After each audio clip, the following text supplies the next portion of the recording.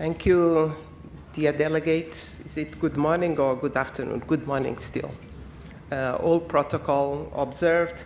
Let me start by saying that the Brazilian delegation would have liked to be here, join you, but unfortunately that was not possible this time. We do have, however, the speech from the minister, which shall be translating it into English and making it available to you. Now, my presentation will perhaps help us look at how South-South and triangular cooperation is realized at the country office. So we will use the example of Brazil just to share with you. So as you can realize from the starting first slide, we have in Brazil a 20-year process of South-South collaboration between Brazil and the rest of the world. Next slide, please. And by the way, in Brazil, we use the T for trilateral and not triangular cooperation, and because Brazil understands that that provides the most horizontal way of cooperation rather than triangular cooperation. Now, just to give a little bit of a structure of South-South cooperation in Brazil, now, the main agency that plays the coordinating role of the cooperation is the Brazilian Agency of Cooperation, also known by ABC. This is changing from this year onwards. We are seeing increasingly that South-South cooperation is, of course, a strong foreign policy component of the new government, and what it means is also that it is now being decentralized.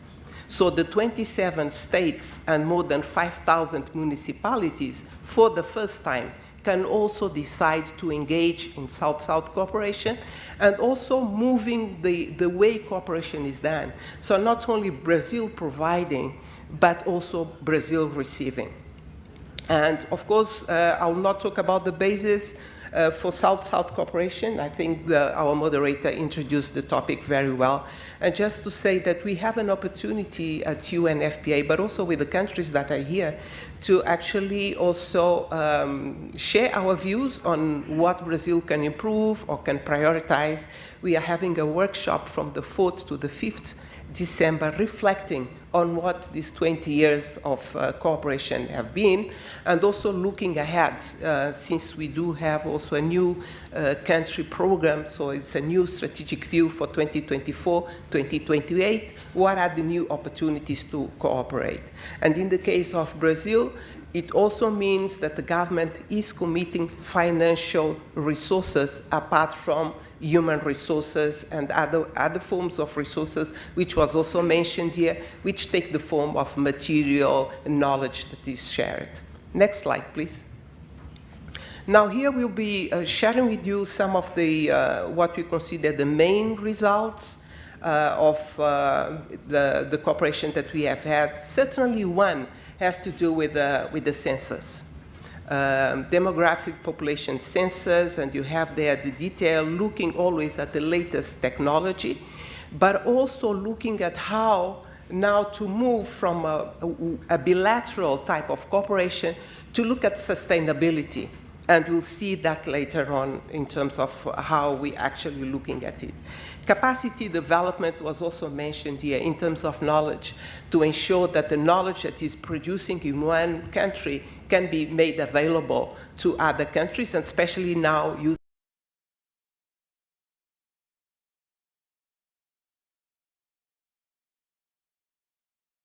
the platforms that have been developed, and also the opportunity to, of course, translate, since the main language in Brazil is Portuguese, to translate it to other languages as well. Next slide, please. You can see there reference. If you can just go back, please. At the bottom of the previous slide, you can see how many countries we have been cooperating. So 9 African countries, 13 countries in Latin America and the Caribbean, and 5 national demographic census were supported, and a total of 200 professionals also received training. Next slide. Now we're looking, you remember I mentioned the census, and that of course we are looking at the ways to now make this exchange sustainable. And one way that we are considering is to establish what we call centers of excellence for census. And this is in Senegal, but also in Cape Verde.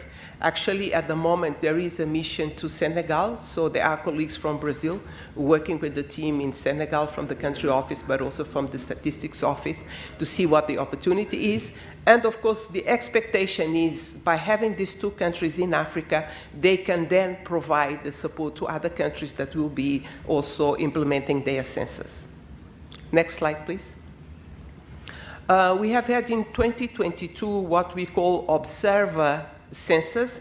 It was an opportunity for countries to actually go to Brazil and see how the population census was implemented at that time. And so you have a reference there that 25 countries were able to actually be in Brazil and follow up. We had what we call 18 international census observers, and they had the very first contact with people that were in the field conducting, but also going through the analysis. And even later on, as the results became available as well, we had small groups discussing about, what the results and how best they could be transmitted to the population as well. Next slide, please. We also have other experiences apart from census, and here we're sharing them with you. One of them relates to gender-based violence, and the countries that have been cooperating with Brazil have been Guinea-Bissau, but also Haiti. And Brazil has what we call a quite advanced policy in terms of prevention of GBV, but also services. And so this is a tool that is available also for other countries that are willing to look at it. Next slide, please. This is part of our next portfolio of the projects. Our executive director, Natalia Cannon, actually signed a memorandum of agreement with Fiocruz, which is another center of excellence. And one of the initiatives that is soon to be implemented has to do with the reduction of preventable maternal deaths in Angola. And you have there the detailed results that are expected, but basically using the know-how and technology that is available in Brazil to make it available, and through that ensure that professionals can be trained, but also all the tools that Brazil used to prevent maternal deaths can also be available to Angola. Next, please. Here we're talking about what are our expectations for the new cycle, and this is, of course, the object of the workshop that I mentioned that we are going to have from 4th to 5th. So these are basically ideas, but also ideas that somehow are aligned with our new cooperation agreement for Brazil as well, which, as you know, inequalities is a big issue. And the President Lula, as he emphasized also during the assembly, inequalities is a priority. And for Brazil, we'll have the 18th SDG focusing on racial inequalities. And so looking at inequalities is important within Brazil, but also outside Brazil. So that is an area where we actually want to expand and gain more knowledge. The other one is also to use evidence-based and population information or data to advance in terms of monitoring, planning, but also reporting on the 3 transformative results, but also the bigger agenda looking at the SDGs. And of course, I mentioned before, this issue of horizontal reciprocal learning is fundamental for Brazil as well, and always based on sharing knowledge and good practices as well. Next, please. And this is very specific, looking at the country office. What is it that we want to achieve? It's always linked, of course, with our 3 transformative results, which have been mentioned here time and again. So we do find always ways of looking at what we do best in Brazil, but also our own comparative advantage as UNFPA to deliver on results. And of course, just like I said, Brazil is there, willing to cooperate with countries that are represented here and others. So we're also using this opportunity to actually reach out to you and other colleagues at the regional office headquarters too. I thank you.